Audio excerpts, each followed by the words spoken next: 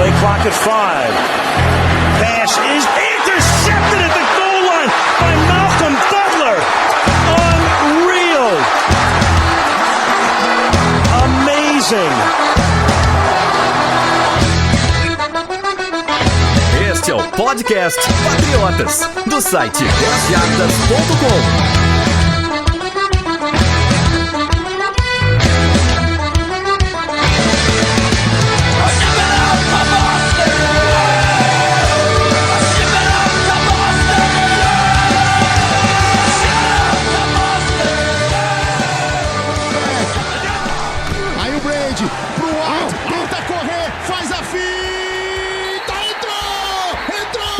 Acabou! Acabou, é campeão!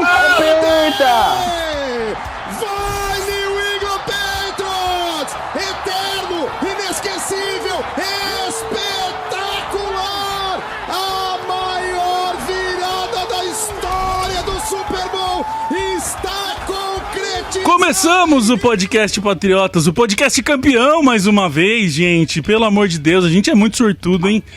Segundo ano, estamos chegando no segundo ano de Patriotas e é o segundo podcast que a gente já faz de campeão. Não é pra qualquer um, torcer pros peitos é fácil, hein, Cid? Cara, é muito fácil, é um privilégio acompanhar essa equipe. Campeão, segundo ano em 3 temporadas, aliás, segundo título em 3 temporadas, num jogo inesquecível, histórico. Até agora acho que eu não me recuperei da emoção desse jogo. É realmente uma honra poder acompanhar tão de perto esse New England Patriots, que enche a gente de emoção. E que Super Bowl foi esse? Foi realmente muito lindo e a gente parece que a ficha ainda não caiu. A gente tá com o Gabriel aqui também, a gente quis trazer toda a equipe aí. Fala, Gabriel, beleza? Tudo certo, galera? Pá, sofrido, né, Felipe? Fui dormir, era às 6 da manhã. A gente quis trazer toda a equipe aqui hoje porque é Super Bowl, então estamos os 4 aqui pra conversar de Super Bowl 51, que eu até agora não sei o que a gente vai falar, sinceramente. Aproveito para começar aqui já dando um recado para quem está ouvindo. Normalmente, né, Sidney, a gente principalmente eu, vocês que são mais próximos de mim sabem o quanto eu sou maluco por número. Mas dessa vez a gente não vai fazer um podcast trazendo 1 milhão de números, 1 milhão de estatísticas, porque nem os números foram importantes no jogo, né, cara? A garra, a emoção foi muito mais importante para esses caras vencer o jogo, e é isso que a gente quis fazer aqui, é isso que a gente quer fazer com esse programa. Exatamente. Esse jogo tá mais para um roteiro de filme do que para uma partida de futebol americano normal, né? Não dá para analisar o que aconteceu ontem olhando para números só, tem que sentir um pouco também, tem que deixar essa partida histórica falar por ela mesma, assim, independente dos números. Inclusive a gente veio aqui, a gente tá gravando na segunda-feira já, no dia depois do jogo. Inclusive a gente falou várias vezes ontem aí por causa do jogo e é por causa disso. Mas a gente quis vir gravar um dia mais cedo do que normalmente a gente faz, pra aproveitar essa emoção, tá com o jogo fresco na cabeça ainda. Domingo dia 12 de fevereiro, a gente completa 2 anos de Patriota, gente. Não parece. Do mesmo jeito que foi muito rápido, Sidney, nós dois que começamos essa história toda, foi muito rápido 2 anos. Mas aconteceu tanta coisa ao mesmo tempo que parece que foi 5, né? Foram 2 anos muito intensos, né? Porque a gente foi obrigado a dedicar muito tempo para falar de coisas que não eram o que a gente queria falar, né? Coisas extra-campo, problemas que só trouxeram mais problemas para New England. A gente queria focar sempre no que a gente faz recentemente, que é jogo, é Patriots, é informação. E a gente tinha aqui que ficar tentando entender como é que funcionava o sistema jurídico americano, o que era uma denúncia lá, o que era uma ação. Então, coisas chatas mas a gente foi obrigado a falar, né? E realmente foram bem intensos esses 2 anos, mas concordo com você, parece que foi ontem que a gente começou. Bom, a gente só tem que agradecer todo mundo que ouve a gente, que lê, que dá o like, que compartilha, que tá sempre. É incrível, né, Arthur? Você e Gabriel que estão mais no Twitter ali, como a gente recebe elogio. Acho que não tem um dia que alguém não manda um elogio pra gente, né, cara? Essa galera é muito legal a resposta que a gente tem da galera, né?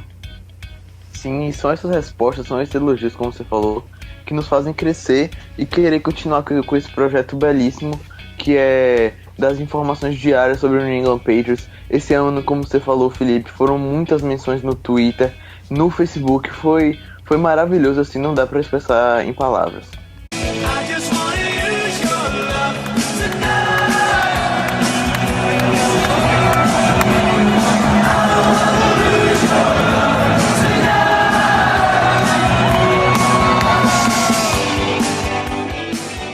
Eu já vou entrar no jogo direto, depois a gente dá os recados no fim. A gente tem alguns recados aí de off-season pra dar, então fiquem até o final pra vocês ouvirem. Tem bastante coisa interessante aí pra gente falar do projeto em si. Mas eu quero entrar no jogo já de uma vez, porque, como eu falei ali, foi um mix de emoção esse jogo, gente. É inacreditável. Eu fazia tempo que eu não sentia tanta emoção diferente em 3 horas da minha vida, né? A gente começou, eu pelo menos comecei bem confiante. O ataque não começou incrível, a defesa tomou aquela corrida já no começo, mas tava jogando bem, eu tava bem confiante pro jogo. E aí começou a prova de o quão torcedor dos Patriots você é, né? Porque começou, tipo, bater, a gente foi descendo e nada dava certo. Que absurdo, cara. Eu terminei o jogo assim, como eu vou dizer, extasiado, sabe? Eu tava cansado de tanta coisa que eu vivi em 3 horas ali. Antes do jogo eu tava numa confiança absurda, daí daqui a pouco fiquei mais ou menos. Eu acho que eu nunca tremi tanto vendo um jogo como eu tremi ontem, e olha que eu já vi um bocado de jogo emocionante aí. E foi uma montanha-russa, como você falou, porque como o começo era empolgante assim, era de confiança. De repente a gente começou a errar, erro atrás de erro, e cavamos um buraco que praticamente não tinha como sair. Então eu acho que chegou um determinado momento no auge do Atlanta e no pior momento dos Patriots, que eu já estava conformado e pensando assim, não, vou assistir esse jogo até o final como um jogo, mas assim, vou parar de me envolver emocionalmente com ele. Eu acho que todo mundo meio que parou de acreditar, né? Pelo que a gente entendeu ali, pelo que eu vi das mensagens, teve bastante gente que foi dormir, que não assistiu o final do jogo, que desistiu e foi dormir. E eu vi, tipo, pessoas falando assim, se você não é torcedor, você não assistiu até o fim, tem que acreditar. Mas eu acho que não é o caso, né? Como você disse, foi tão feio que a gente viu nos 3 primeiros quartos ali que é normal não acreditar, né, cara? A lógica dizia pra gente que o jogo tava no fim, não tinha muito o que fazer. Ainda bem que eu lembro até um post que eu fiz do negócio, eu não lembro agora do tema que era, mas eu terminei o post falando que deixa eu torcer. E os caras têm que acreditar, os caras têm que fazer até o fim, tipo, deixa eu ser torcedor. E foi exatamente o que aconteceu, né?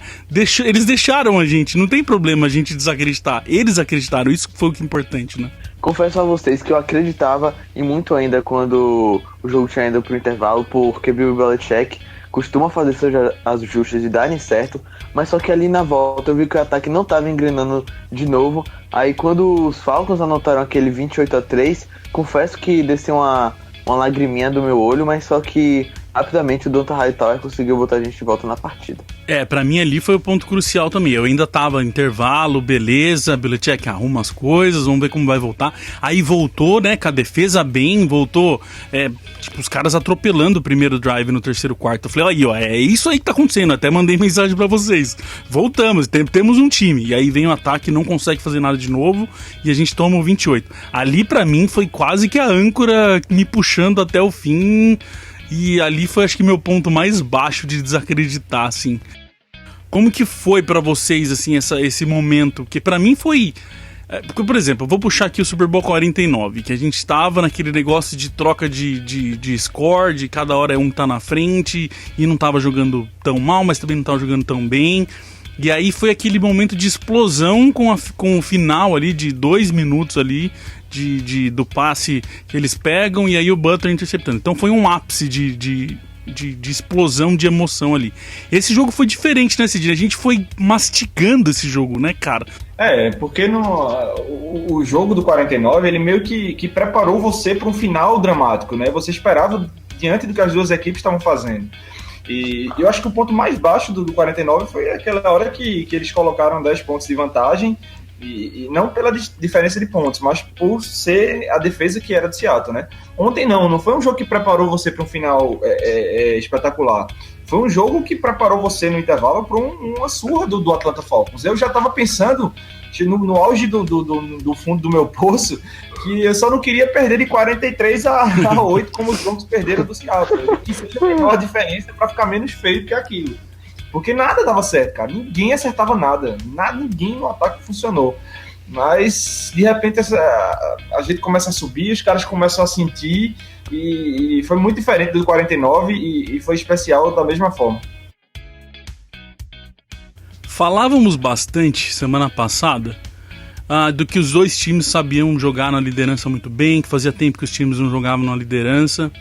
Vocês acham que isso foi um peso pela gente... Porque começou o quarto, como o Arthur soltou aquele post, continuou o fantasma, né, Arthur? Não marcamos no primeiro quarto. E aí eles pontuaram primeiro e foram jogar na liderança. Alguém acha que isso foi um fator, sim? Que isso pode ser algo que interfira no desenvolvimento do time, na forma de jogar?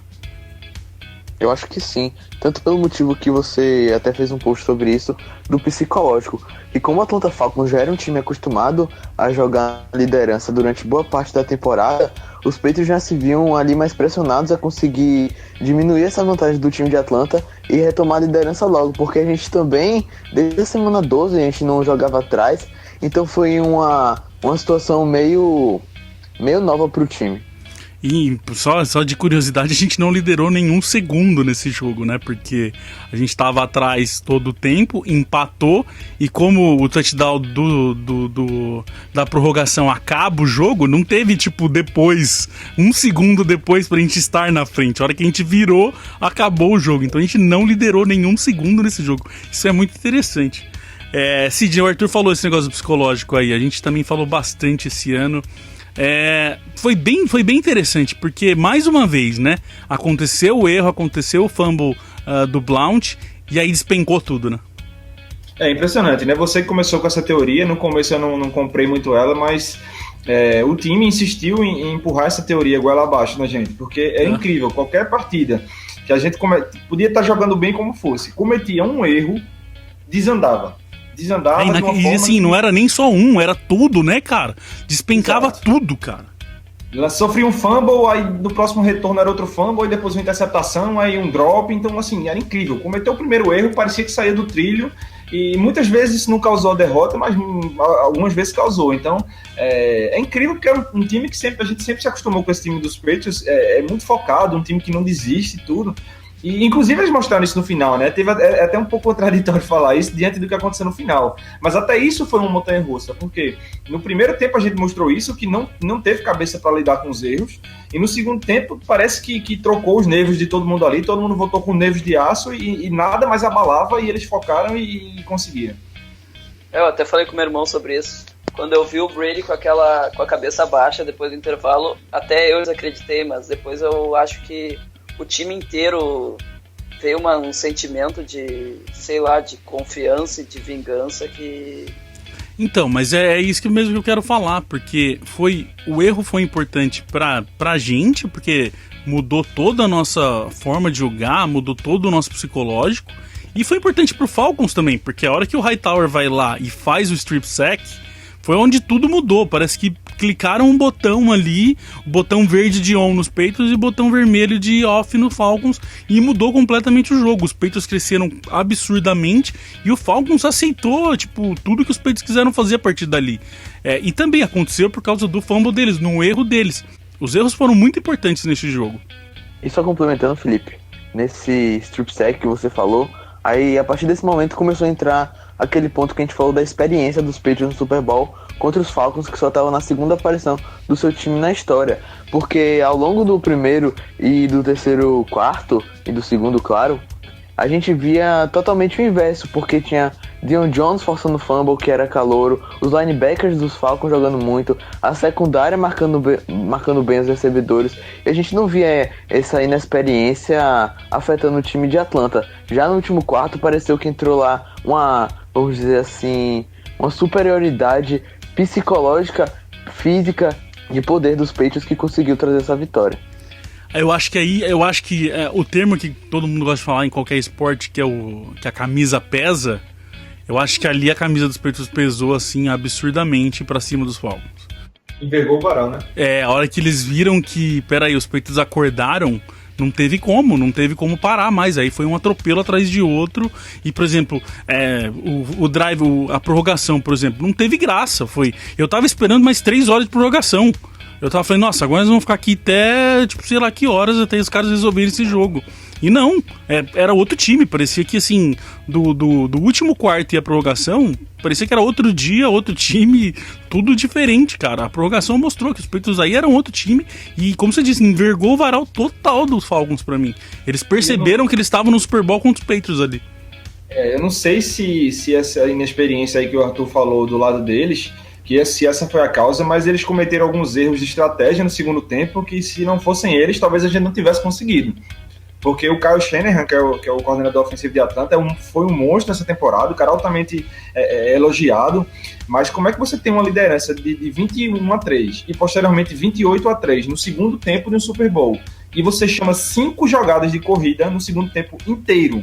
Ou seja, o Atlanta foi pro passe ganhando de 28-3, ou seja, passes incompletos, relógio para, bola, o cronômetro não anda, a gente tem mais tempo para pontuar. Então, assim, eles cometeram um erro muito grave de estratégia que, se a gente estivesse fazendo aqui o podcast do outro lado agora, eu ia estar fumaçando aqui com o coordenador ofensivo por ter abandonado o jogo terrestre e a possibilidade de queimar o relógio. Eu não sei se eles caíram numa questão de tipo, não tem como, não vai ter como eles virarem de jeito nenhum. Então não precisa nem ser muito cuidadoso. Vamos ser só um pouquinho cuidadoso que a gente só a gente mata esse jogo. Eu não sei se entraram numa dessa, cara. A gente nunca vai saber como que foi ali. Mas que realmente, cara, foi 2 jogos totalmente diferentes, assim, não tem nem o que falar. Também eu acho que aquilo foi muito momento. A defesa dele estava cansada e o Brady soube aproveitar alguns passes curtos. Ele não ficou tentando tantos passes longos que a gente falava, que ele tentava 20 jardas em todos os passes, e a gente conseguiu avançar bem, até com facilidade, eu acho. E uma estatística que exemplifica bem isso é que depois que os Falcons anotaram aquele touchdown que deixou o jogo 28-3, isso faltando 8 minutos para o fim do terceiro quarto, no resto do jogo eles conseguiram 3 first downs, e nós, dos Patriots, conseguimos 24. 8 vezes mais touchdowns que os Falcons após aquele touchdown do 28-3. Então, é incrível isso. A defesa também cresceu demais ali, né? A gente teve vários problemas. A defesa começou bem, como a gente falou, aí ela decaiu junto com todo mundo, mas a defesa foi muito importante. É aquela história, a defesa ganha campeonato. E eles realmente cresceram muito e foram muito importantes. Não só por causa do Hightower de ter feito o strip sack, o trabalho do Butler, do Ryan, todo mundo se matando ali pra conseguir marcar todos os recebedores e tal. E a gente também tem que dar um pouco de crédito pro Brent, que se jogou naquela bola e conseguiu recuperar o fumble. A defesa em si cresceu muito no jogo junto com o ataque, mas a defesa teve um papel importantíssimo. Vamos puxar um pouquinho mais aí do começo do jogo de erro. Quem tá ouvindo tá percebendo que o podcast tá bem maluco, bem diferente do que a gente sempre faz, a gente sempre vai em ordem nas coisas e tal. Hoje a gente tá bem loucaço. Por exemplo, todo mundo errou. Brady, até o terceiro quarto, ele tava tendo um jogo horrível. Pra mim era um jogo horrível do Brady. O que ele errou de passe fácil, a leitura, o pick six que ele tomou foi total erro dele, né? Não tem nem o que falar. Porque no replay deu pra ver claramente que Edelman tava livre e ele mesmo assim lançou o braço pro Amendola, e ele já era o jogador da secundária dos Falcons. Leu a mente dele e não tinha jeito, porque ali era um corredor só uma avenida aberta pra correr pra pick six, que foi a primeira de Brady no Super Bowl. Dá pra você resumir o primeiro tempo do ataque dos Patriots em uma frase. Os running backs não corriam, a OL não bloqueava, Brady errava os passes, quando acertava os wide receivers dropavam. Foi isso. Nada funcionou no primeiro tempo. O Edelman, se eu não me engano, se eu não tô errado, pra gente trazer número aqui pra não ser um podcast tão maluco, eu achei que ele teve 36% de aproveitamento só de recepção. O que ele não pegou de bola, quer dizer, quando a bola chegou na mão dele, ele não pegava. Então era um aproveitamento totalmente oposto do que a gente está acostumado de ver no Edelman.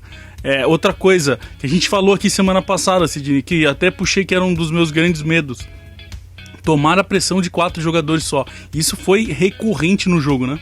Sim, eu até naquele post eu esperava que eles mandassem mais blitz e que o Brady conseguisse aproveitar.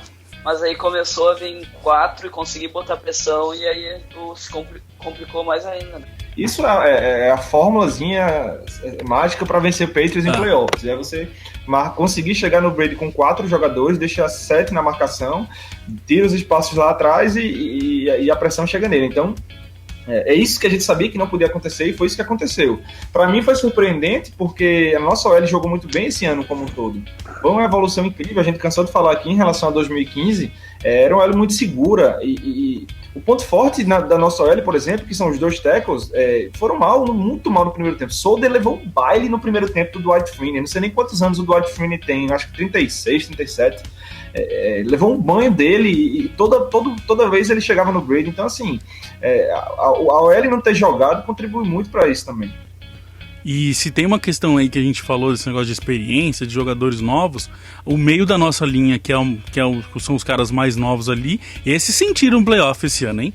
Como você disse, eles jogaram bem o ano inteiro, e dos playoffs pra cá, desde o Texans, a gente não viu um jogo onde eles realmente fizeram um jogo bom. Sempre a gente viu problema com eles, sofreram pra caramba com o Texans, melhorou um pouquinho com os Steelers, mas não foi naquele nível, e sofreram bastante de novo. O Mason também não sofreu, acho que foi um dos que mais sofreu nesse jogo.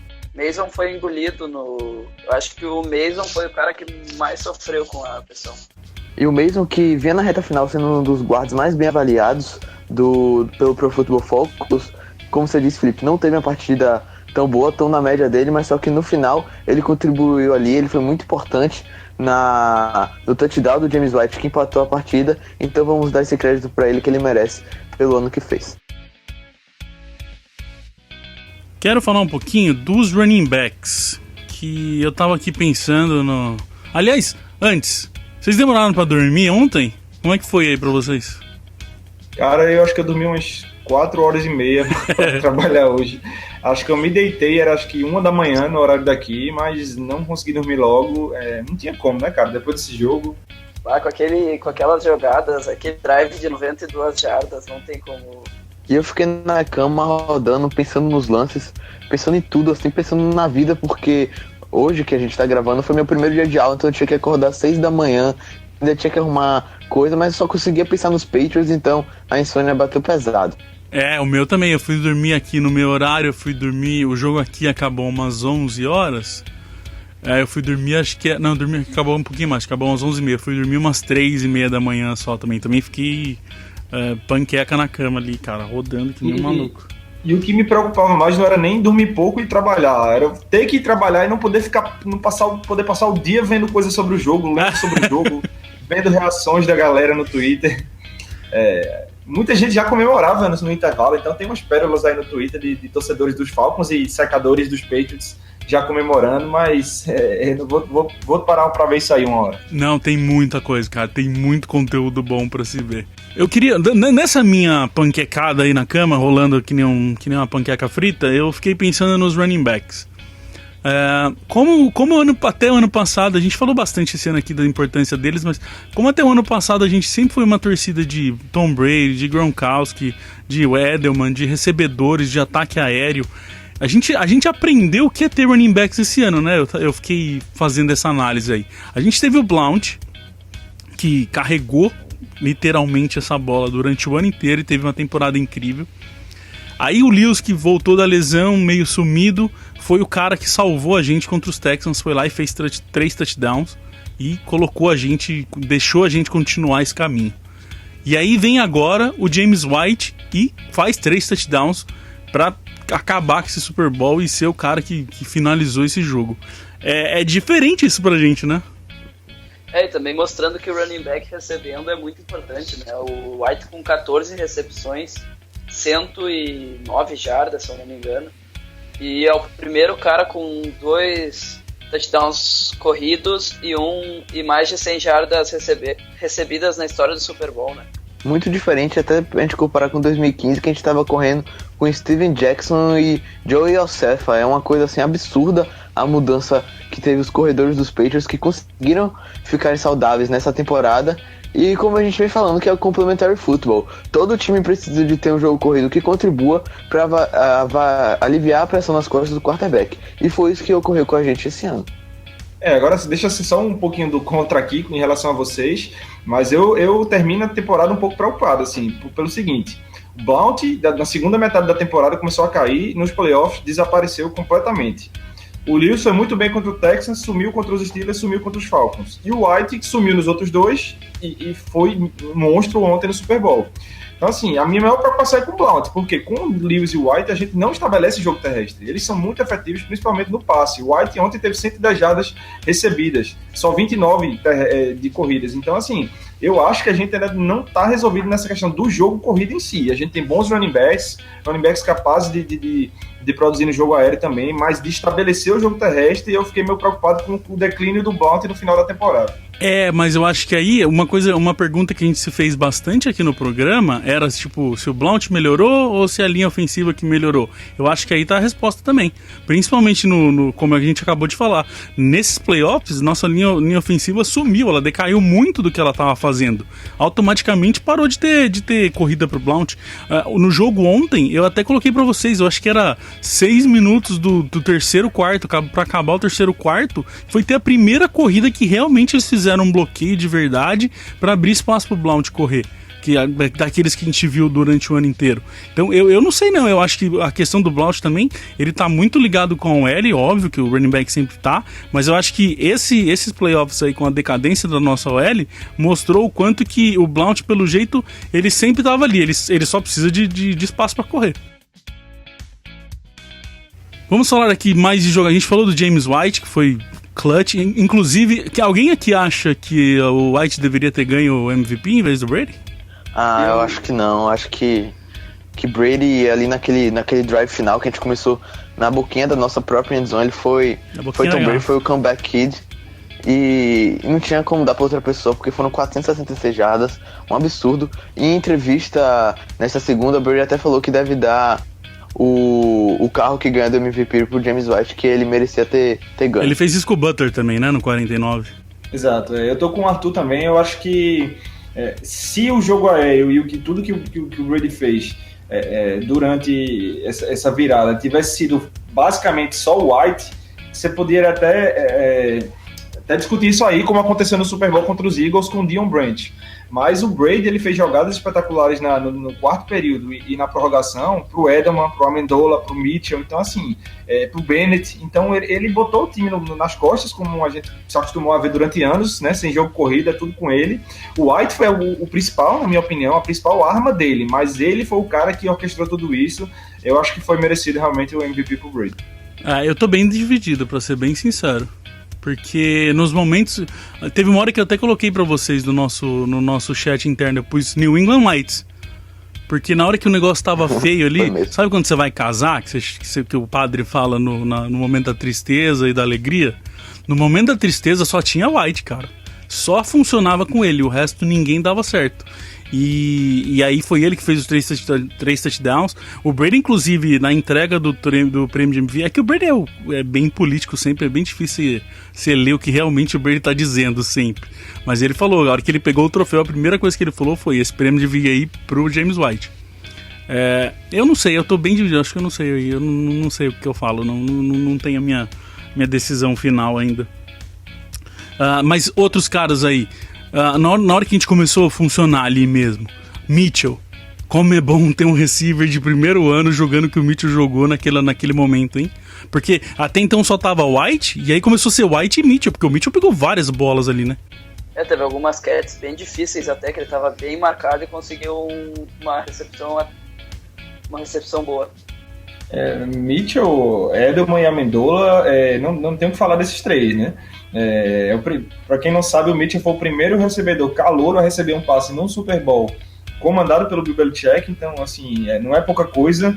A gente falou isso no início aqui do ano, como a galera demora para entrosar com o Brady, né? Um caso como o do Hogan, que chega e clica assim de primeira, do Mitchell, é muito difícil. Então, ainda mais ele sendo calouro. Então, é louvável realmente a temporada que o Mitchell fez, e a aparição dele no Super Bowl só nos mostra que a gente deve ter um recebedor bem confiável aí por muitos anos.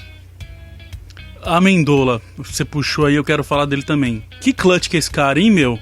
Eu até parei de falar mal do Amendola esse ano, porque ele só joga na minha cara que na hora que precisa ele aparece, e mais uma vez o Amendola foi bem mais usado e entregou, né?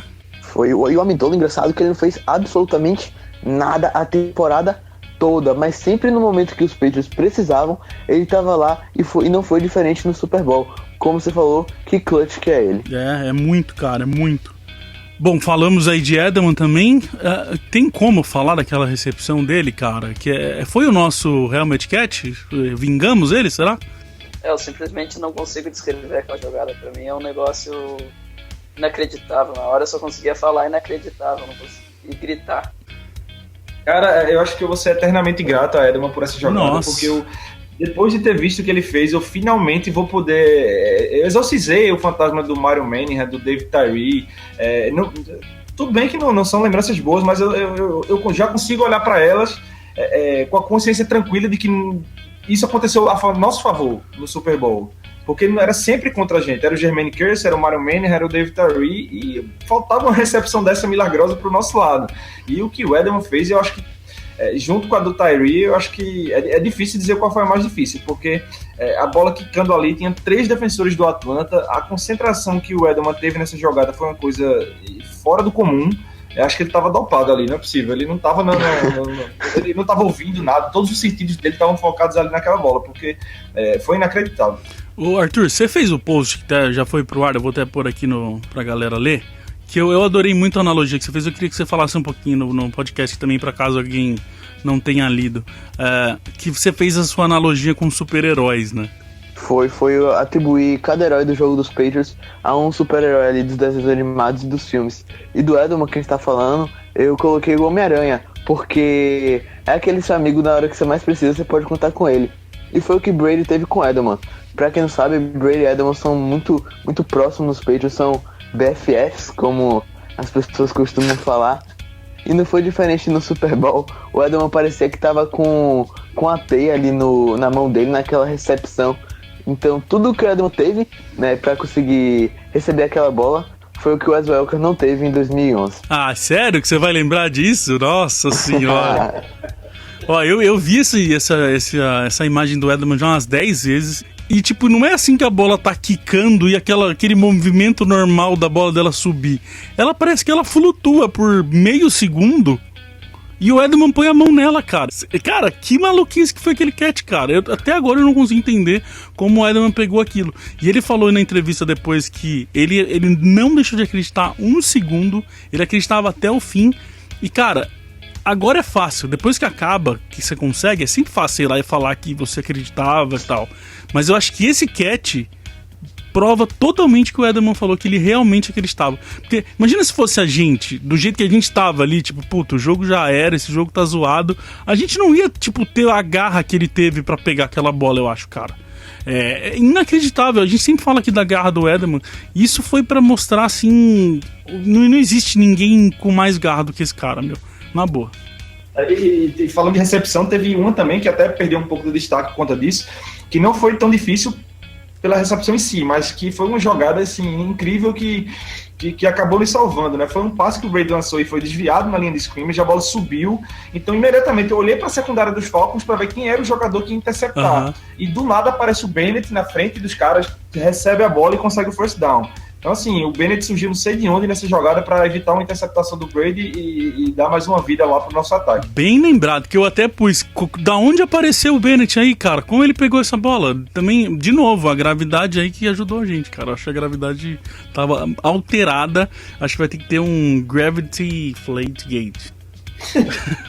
Pra gente não falar só de Patriots, eu queria falar um pouquinho dos Falcons aqui. Como que fala do Julio Jones, cara? Como que explica esse cara? Pra mim, aquela catch que ele fez é um negócio que eu nunca vi.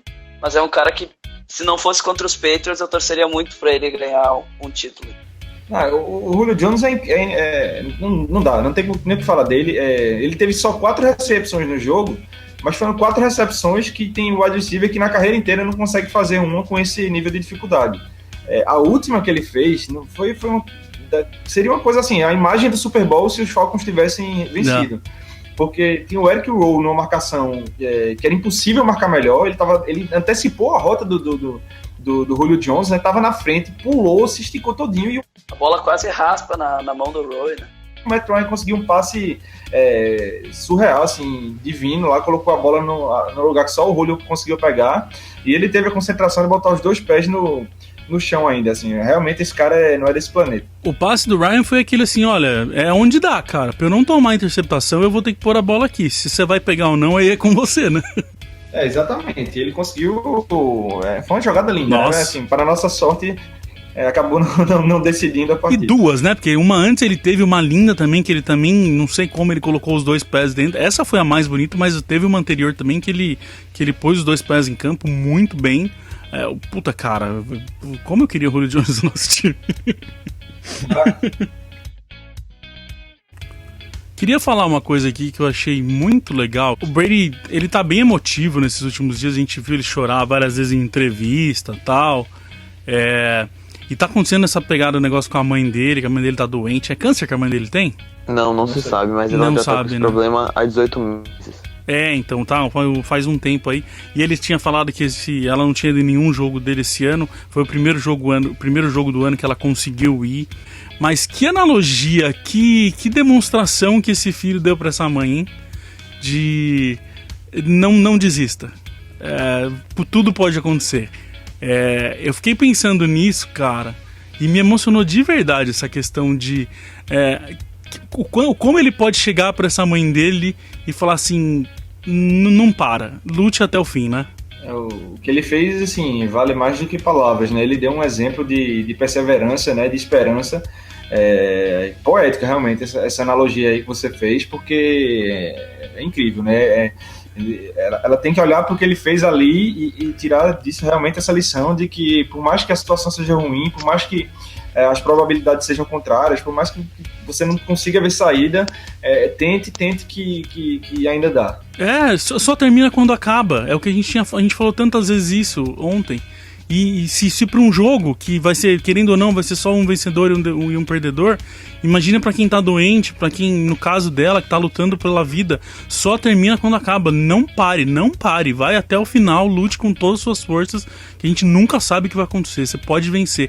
Eu fiquei, assim, muito emocionado, cara, de verdade, quando eu parei para pensar nisso, eu falei, caramba, esse cara, além de tudo, ele deu essa lição pra mãe dele que ela não pode parar de lutar, cara. Tomara que isso dê certo. Pra gente não ficar só em clima triste aqui que a gente é campeão, mas eu queria puxar essa analogia que eu achei bem legal. Dona Gisele Bündchen. Foi uma festa, foi um negócio à parte acompanhar a Gisele Bündchen nesse jogo, cara. A gente já deu pra perceber que quando chega em momentos de final, essas coisas, ela é meio loucaça, né? Teve aquela vez do Elker que ela soltou aquela polêmica lá de que o Brady não pode lançar e receber ao mesmo tempo. E dessa vez, vocês viram o vídeo que a hora que acaba, ela tá loucaça, berrando com todo mundo e fazendo 5 com a mão e batendo no peito? Ela é uma patriota fanática, né? Porque muitas pessoas até não esperam isso dela, porque é uma supermodelo, mas ela não tá se importando com nada. Ela tá ali pra torcer pelo marido dela, pelo New England Patriots, e foi, como você disse, um show à parte. Cara, eu vou até pôr, pra quem não viu aqui, eu vou pôr no nosso post aqui o vídeo dela. E o que eu acho interessante desse caso é que, assim, toda a lógica indicava que essa reação ela teria que ter tido no Super Bowl 49. Porque, pra quem não sabe, ela não tava com o Brady quando ele foi tricampeão. Depois que ela começou a namorar com ele, casou tal, ele perdeu em 2007 o Super Bowl, perdeu em 2011. Então, assim, no 49 ela chegou lá, né, o Brady não tinha sido campeão depois dela, todo mundo já tava fazendo piada que ela era pé frio e tal. Então, essa reação é a que eu achei que ela teria no 49 quando se livrou dessa zica aí. Mas foi bem legal ver ela se soltar realmente. Mas pra mim aí mostrou um pouquinho das coisas que a gente imagina, mas a gente nunca ouve. Que é esse ano do Brady, que é a questão do Goodell, né? Pra mim, ela ali batendo no peito, berrando e mostrando 5, foi assim, se pudesse, ela tava fazendo isso na cara do Goodell, cara. Porque... por isso que ela, acho que pra mim ela reagiu desse jeito, ela tava loucaça desse jeito. O Brady é muito político, né? Na hora ali, foi até interessante, na hora que acabou ali, tava todo mundo esperando, né? Tipo, vai começar a próxima novela, que é o Goodell se encontrar com o Brady, e eles basicamente não se encontraram, né? Porque a hora que o Goodell tava falando com o Kraft, o Brady tá ali atrás, ali no palco, ali rindo um pouco, falando alguma coisa e rindo com o Belichick, e o Goodell vaza de fininho, né? O Goodell saiu do palco mais rápido do que a Lady Gaga. Igual ela, deu aquele pulo, né? Tchau! E aí, nessa segunda-feira, teve a entrega, aí não teve como. Teve a entrega do troféu de MVP, os dois tiveram que estar frente a frente.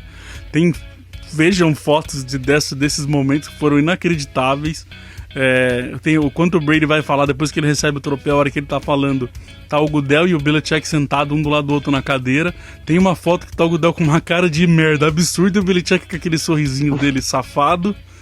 A quantidade de foto do Goodell com cara disso aí que você falou, desde o jogo de ontem, é um book. Tem um book inteiro do Goodell com aquela cara de que queria estar em qualquer lugar menos ali. Aquele meme do Michael Jordan na cara dele já rodou tudo.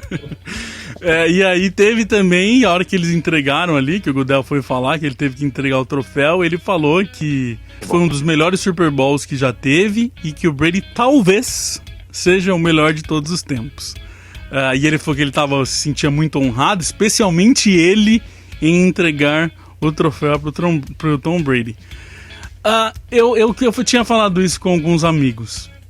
A vitória desse ano tinha tanta coisa envolvida, né? Quando a gente não sabia ainda quem ia vencer, tinha tanta coisa, que era o Belichick ser o treinador com mais Super Bowl, o Brady ser o quarterback com mais Super Bowl, ter toda essa questão do quinto anel, tudo, e ser exatamente no ano que o Brady é suspenso, cara. Isso parece que é combinado, cara. Vamos começar uma teoria da conspiração agora contra os Patriots, porque parece que ninguém pode ver a gente ganhar, sempre vão achar que tem algum erro. E o que muitos não percebem é que sempre é a NFL que tá contra a gente, desde o caso do Deflategate. É uma coisa assim absurda e não vejo sentido da pessoa falar que combinam pros Patriots, que a arbitragem é caseira, que tá todo mundo a favor de New England. É uma coisa assim inacreditável. Como o Sidney falou, olha pra cara do Goodell que você vai ver que quem tá menos feliz aí dos Patriots ter ganho foi a NFL, cara. A NFL queria que o Browns tivesse ganho, que o Jaguars tivesse ganho, qualquer um tivesse ganho, menos o Patriots, principalmente desse ano, cara. Como eu falei, é incrível porque aconteceu o Deflategate no primeiro ano, ele não foi suspenso, não teve a suspensão no ano passado, os Patriots não chegam no Super Bowl. A hora que sai a suspensão, eles chegam e ganham, cara. Lave a sua cara com sabão, Sr. Goodell, porque você está com a boca muito suja e com pensamentos muito errados. E só pra complementar, Felipe, uma coisa que isso impactou muito na partida, no jogo em si, que foi o Matt Patricia, quando ele tava chegando do avião em Boston, ele tava com a camisa do Roger Goodell com o narizinho de palhaço, o que mostra que todo mundo do Patriots estava com essa raiva dentro, porque queria vencer, e pra mostrar pro comissário que a gente não precisa de bola murcha pra ser campeão.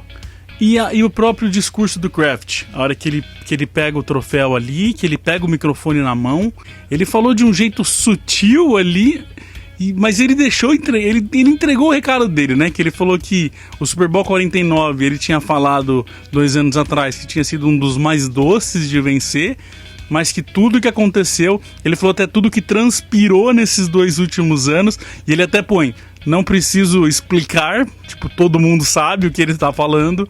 Esse ano foi ainda mais doce ter vencido e ter levado esse troféu para casa. Tava todo mundo engasgado ali, né, cara? Não adianta, eles são profissionais, não vão sair falando um monte de maluquice, mas não tem como, né, cara? Se a gente tá engasgado, imagina esses caras que estão vivendo tudo isso, que sabem muito mais coisas do que a gente sabe. Não tinha como, foi a vitória perfeita eu acho que foi no ano perfeito pra ter tudo isso, assim, não tinha como.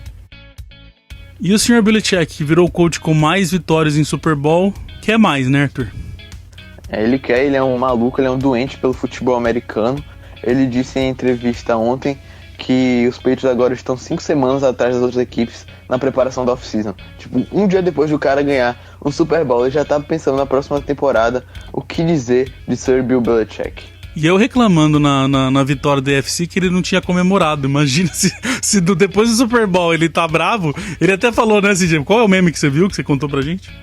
Ele tava na cerimônia você falou agora há pouco que ele tava do lado do Goodell, na cerimônia que o Brady recebeu o troféu de MVP, e fizeram um meme dizendo assim: eu podia estar estudando o draft e ter sido obrigado a participar disso aqui. Tô perdendo tempo aqui, né? Cara, pra mim tem que renomear esse troféu Vince Lombardi pra Bill Belichick.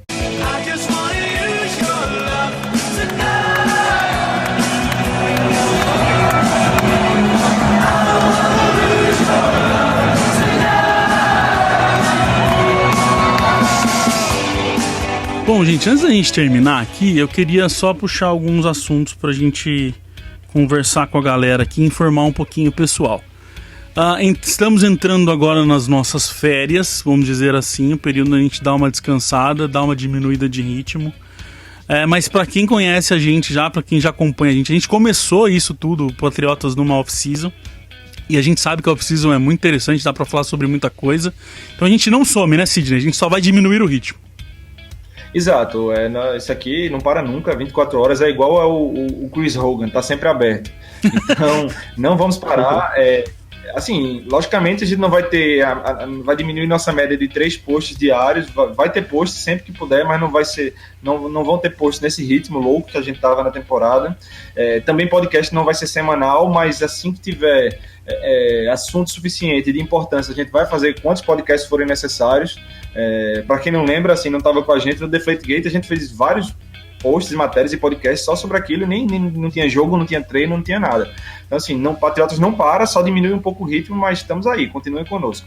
E sem contar as nossas clássicas, já tá vendo clássicos, os nossos episódios de história dos Patriots, que a gente vai entrar na 4ª década, contando. Isso, aliás, né, Arthur, pra quem tá chegando agora aí, chegou faz pouco tempo e conheceu a gente na temporada, tem muita gente que não sabe, né, cara, que a gente tem esse trabalho aí, que a gente tá contando a história dos Patriots desde o começo, desde o primeiro ano, né?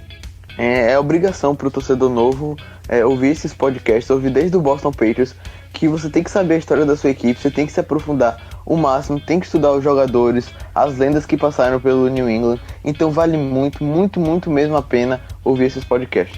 Já tem 3 da história, como eu disse, nessa off-season a gente vai fazer a 4ª década, a década de 1990, então dá pra você pegar aí e alcançar a gente, não vai ser agora que vai sair durante aí os meses. A gente também vai falar de free agent, de draft, com certeza. Estamos preparando algumas coisas aí pro draft. A gente deve trazer um convidado aí de um outro site que entende mais de college, entende mais dos jogadores, para ficar aí um mês aí num projeto com a gente, para falar bem de draft dos jogadores, das nossas necessidades.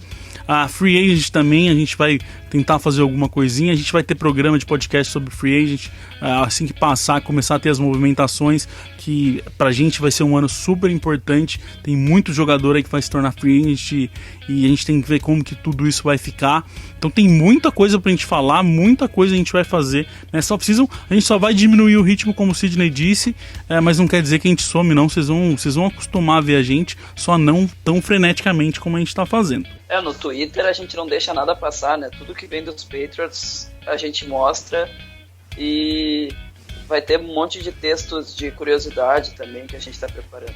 E também um assunto que a galera tá debatendo muito, que é sobre o Jimmy Garoppolo, se a gente vai trocar, se a gente deve trocar ou não ele, e com certeza a gente vai debater nessa off-season. Exatamente. Uma coisa que eu queria fazer um pedido para quem tá ouvindo a gente aqui, a gente tá querendo fazer um programa de podcast nessa off-season sobre experiência de ir assistir um jogo no Gillette Stadium. Então, se você já foi assistir um jogo lá no Gillette Stadium, você tem histórias interessantes, aconteceu alguma coisa legal que você acha que foi diferente, que você queira contar, manda um e-mail pra gente, newenglandpatriotas@gmail.com. Conta um pouquinho ali da sua história legal, por que você acha que você devia participar do programa. A gente vai tentar juntar uma galerinha aí que tem as histórias mais legais. A gente quer fazer um programa só sobre isso, só sobre a experiência de ir para assistir um jogo de NFL. Se foi para outro estádio que não seja o Gillette, pode ser também, mas eu adianto que a gente vai dar preferência para quem foi pro Gillette. Mas se a gente não tiver gente suficiente, mande também. Você acha que você tem histórias legais de jogos de NFL que você já foi visitar a cidade e tal? A gente quer trazer um pouquinho pra galera. Tem muita gente que quer assistir um jogo, não sabe se vai ou não, se o investimento vale ou não. Então a gente vai tentar fazer esse programa pra gente contar um pouco de como vale a pena assistir um jogo da NFL. Então, newenglandpatriotas@gmail.com. Manda um e-mail pra gente, conta um pouquinho aí da sua história de como foi assistir o jogo, que a gente vai começar a fazer a decupagem aí pra gente escolher quem que vai participar desse programa, que eu acho que vai ser um jeito, a gente tá tentando aí entrar num esquema um pouquinho diferente, uma coisa mais de experiência pra gente fazer também um programa nessa off-season. E não podemos esquecer, né, Sidney, que a gente fez o ano passado, começou a nossa... A gente tem a tradição do Patriotas Awards, a gente começou o ano passado também a tradição de fazer o perfil do primeiro escolhido do draft, né? Então a gente vai falar antes do draft de necessidades, a gente vai falar de todos os escolhidos, mas a gente vai pegar o primeiro jogador e vai fazer o podcast da carreira dele também, né? Exato, é interessante para você conhecer o jogador em quem os Patriots confiaram a escolha mais valiosa deles no draft, né? Não tem sido uma coisa muito boa pra gente ultimamente, né? Porque nos últimos drafts a primeira escolha não tem dado certo, mas quem sabe, né? No próximo a gente não pega um jogador aí pra passar 10 anos nos Patriots e fazendo sucesso. Então, vamos fazer também. A gente começou com o pé direito. O primeiro programa dessa série foi Cyrus Jones. O menino da mão de sabão. Gente, muito obrigado. Foi uma temporada cansativa. Juntamos nós 4 aqui, nossa equipe, Patriotas, tão sofrida, tantas vezes que a gente se mata quase internamente aqui, um querendo matar o outro de fazer as coisas acontecerem. Queria agradecer a todo mundo, a gente está completando 2 anos, é inacreditável. Estamos conseguindo fazer esse projeto acontecer. Obrigado a todo mundo, de verdade, que faz isso acontecer. E obrigado mais uma vez a todo mundo que acompanha a gente. Até mais, Sidney. Obrigado, galera, Felipe, Arthur e vocês todos que também caminharam e sofreram conosco. Foi sempre um prazer. Valeu, Felipe, valeu, Sidney, valeu, Gabriel. Um abraço a todos, até a próxima temporada. Valeu aí, galera. Orgulho participar dessa equipe. Até mais.